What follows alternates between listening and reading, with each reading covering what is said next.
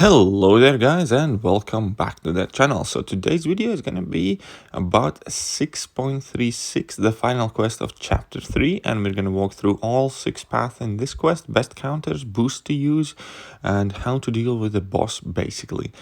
So already, as I mentioned, once again this quest has 6 paths just like any other one, and that is probably one of the best things about chapter 3, that all quests were exactly 6 paths, no more or less, and that's pretty much perfect.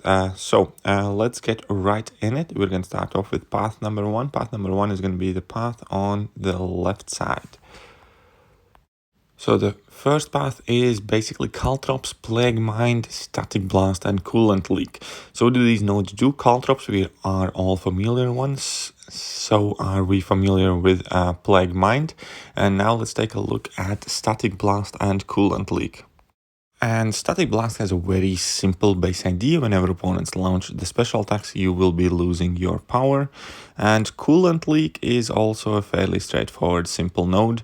It simply works to disable your robots when it comes down to Caltrops, because whenever a robot would be inflicted with bleed, in this case because of Caltrops node, you receive an Incinerate debuff instead. And as far as I'm aware, there are no Incinerate immune robots in game currently, so that doesn't work. So obviously you want to use non-robot bleed immune champions typically, or Ghost or Quake basically. However, there is a boost to help you out, and yeah, so let's check out that boost first. Basically, 3 seconds after the start of the fight, any new bleed debuff you gain on yourself has 80% reduced potency, and they also provide you with quite a bit of power gain. So that will help you get to your special attacks before your opponent does, so you will not be affected as much from Plague Mind and Static Blast, and it will also help you mitigate the bleed damage, especially if you put this one on, or like Omega Red, that would work out extremely well. But additionally, basically this can turn any mutant or most of the mutants into relatively decent options for this lane. So the champions you want to look at is Ghost, Quake, mutant champions, or basically any bleed immune champions. And now we're going to move on to path number 2. And it's basically a safeguard path. So all of the champions here also have bleed immunity or some more immunities, but the main nodes are safeguard, which at this size health pulse is pretty much irrelevant, backlash pulse, which can be quite tricky if you trigger a lot of buffs on yourself, so be wary of that.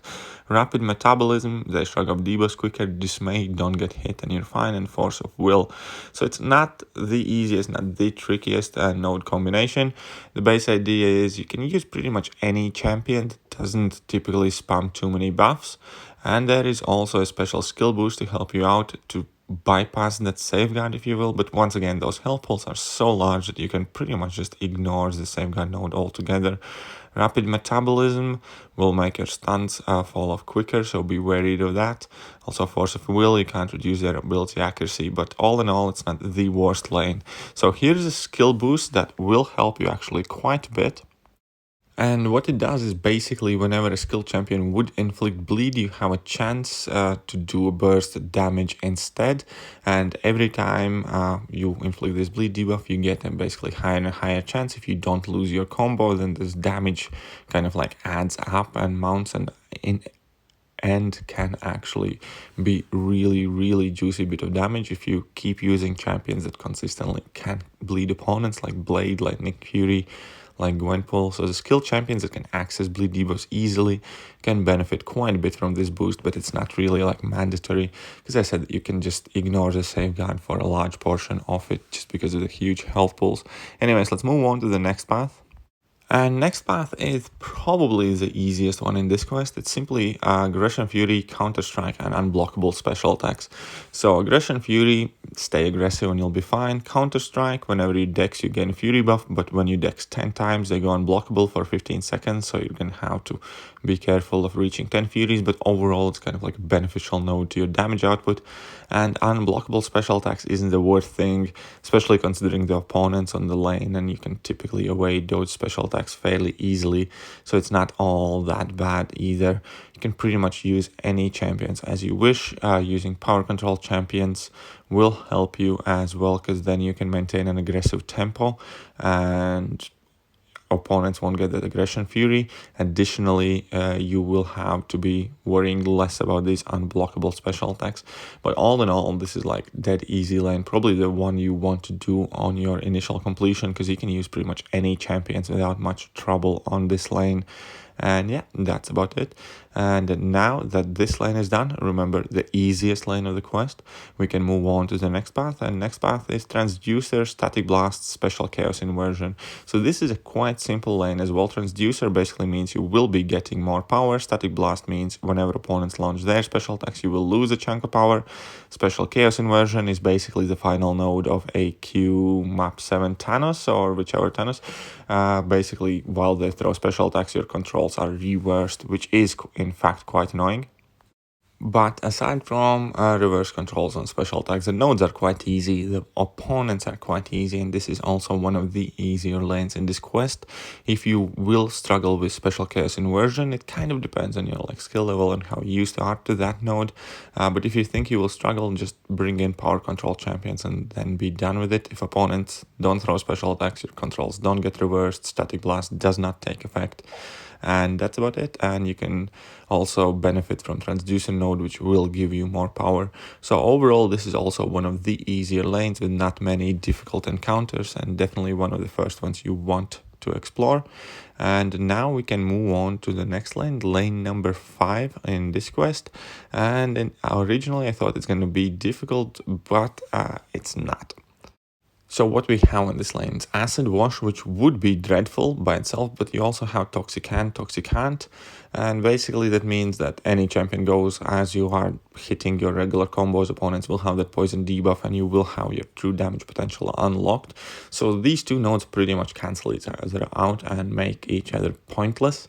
So there's that, and then there's EMP modification, which is the only thing you kind of have to worry about. Now, to play around EMP modifications, there are several valid strategies. Number one is use a shock immune champion and just forget about it, which is definitely an option, like Thing, like Dr. Doom, I don't know, Electro, or Nebula to a degree. Or additionally, you can make sure you don't get buffs as you go and fight along. So Captain America Infinity War, where you can just block everything and just focus on parrying. And yeah, if you do not get any buffs, opponent will not get any stacks of shock on you. So that's going to be a decently easy way how to deal with it. Additionally, there's Gladiator Hulk, because those shocks are passive and Gladiator Hulk will be healing from that. And lastly, you can just make sure opponent doesn't throw any special attacks with power control champions, and if opponent doesn't throw a special attack, they can't place that passive shock on you. So there are multiple ways how to deal with that EMP modification. It is quite an annoying node, but there are certainly some decent counters available out there. But now that we have spoken about this path, which I think is somewhat annoying, but just because that there are not too many shock immune champs, I suppose, it's not too bad overall. We can move to the final path, and the final path is a complete and utter BS. Anyways, let's go through it. So on the final path, first things first, there's also an Iceman, which you need to be aware of. You need somebody that is cold snap immune. But let's go through the nodes. So there's Vigor and Vigorous Assault. So it means that periodically the opponents are going to be healing, and whenever they have a regeneration buff active, they hit harder and all of their attacks are unblockable. However, the real problem is presented here with that Thunderstruck node. And basically it's Acid Wash for shock debuffs. So unless opponents are under a shock debuff, you deal 10% of your original damage output. So basically you must have a shock debuff or shock passive active on opponent if you want to deal any worthwhile damage. There's also Mystic Ward and Indomitable. Basically you can't reverse the healing, you can only he'll block them.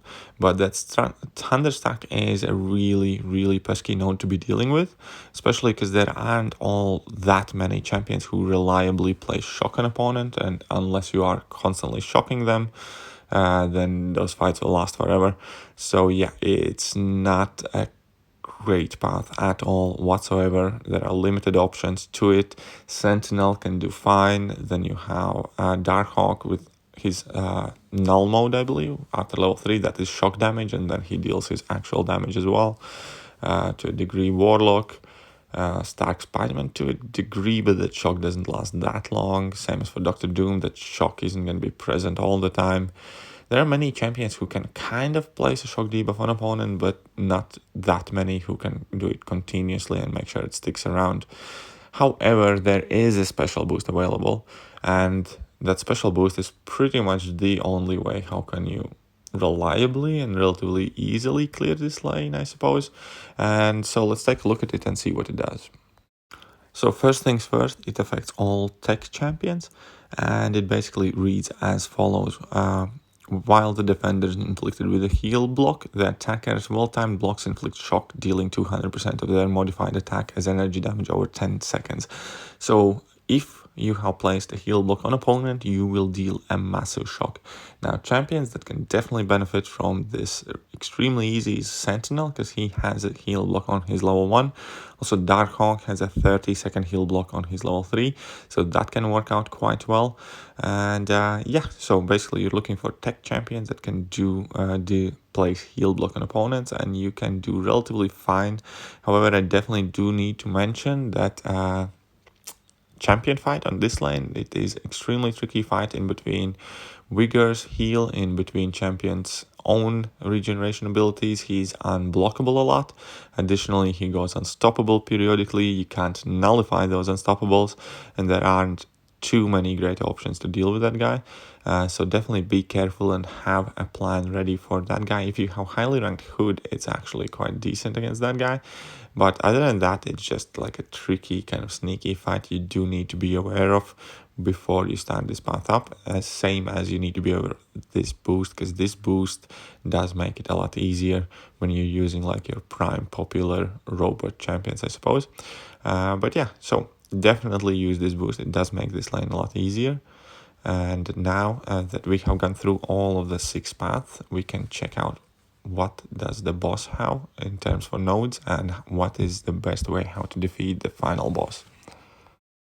So the final boss, surprisingly, is Captain America Infinity War, which is definitely not the hardest opponent to face by itself, but he has a lot of tricky nodes on him. First of all, crit me with your best shot means that he will only take damage from critical hits. And that, however, has a very weird interaction with destructive feedback, which definitely works very bad for us, because destructive feedback is a global node from 624, and basically what it does is it places up like a yellow shield icon on a champion periodically, starting for the first 10 seconds, then it goes in cooldown for 15 seconds, and then you go back to the shield being active. Basically, while the shield is active, it stores up all the damage you do to the opponent, and when it expires, it delivers a huge burst of damage to opponent that he had accumulated, unless opponent manages to touch you, not even land a hit, but even touch you on a block, for instance, then you take all of that damage instead. However, in this node combination, even when that shield does expire, Captain America won't take any damage because it is not classed as a critical damage. So basically hitting this Captain America while that yellow shield icon is active is basically pointless, fruitless, and will not help you at all. Quite an opposite, it will put you in more danger, because then if he does manage to touch your block, you will end up taking all of the damage you dealt to Cap. So be worried of that. And then he obviously has a couple more nodes, because who would place 2 nodes on a boss anyways, right? Unlimited power is basically going to give him a whole bunch of furies, which is just going to pump up his attack, but in the grand scheme of things, that node is not too relevant for this case. The one node that is, however, relevant is this Purging Vengeance, I think. Anyways, we also have Electric Fluctuations, which makes robots fairly unusable, but they wouldn't be really good in this fight regardless, so there's that. And yeah, so we have this Surging Vengeance node, which basically dictates that he will throw his special attacks only in a set sequence of Special 1, Special 2, then Special 3, and then start the process all over again. If you happen to push him to Special 2 before he had a chance to drop a Special 1, that will simply means that he will throw anything aside from level 3. So it is a tricky node, and what it implies largely is the fact that you will need to be able to tank multiple Special 3s if you want to kind of like deal any meaningful damage. Additionally, you will have to rely on your critical hits and a good crit chance. So that makes this fight fairly kind of quirky, and the best champion, and I believe pretty much one of the few champions that can solo this guy relatively reasonably, kind of like without being an absolute ninja in this game, is Ghost, because Ghost can tank those level 3s. Ghost has guaranteed critical hits, so you will be doing a guaranteed critical damage. Now keep in mind, whenever he glances attacks, those attacks cannot be critical, so there is still that to deal with, but overall Ghost has a decent chance to solo this guy. Additional great options for him are Corvus, because Corvus, all of his hits are guaranteed to be critical, even on block, so you can kind of prolong the fight there, and you can probably get through this fight with a couple of revives using Corvus. Stacking Hands Spider-Man will work just fine as well, because he has a huge crit chance and he has taunts, and those taunts might be able to get out the special attacks from Captain America, and so you have somewhat decent chance there with Stack Spidey as well. And then you have champions that can tank a ton of level 3s, such as Iceman, such as Killmonger, and slowly but surely just kind of like chip him down. But yeah, overall definite recommendation so far by everybody has been pretty much Ghost or Corvus and some revives. It's not an easy fight. It's one of those fights where you kind of like chip him down. I think I did manage a solo with Ghost, but overall, yeah, you probably won't be soloing this guy too often, and you're just going to be taking him down in a couple of goes. But yeah, that will pretty much do for this video, and that also concludes our 6.3 guide series, and I'm sure I'm going to make some more videos on 6.3, but so far that will do for today. I hope you guys enjoyed the video, and if you did, hit that like button, hit that sub button, hit all the buttons, and I'm going to catch you guys soon. See ya.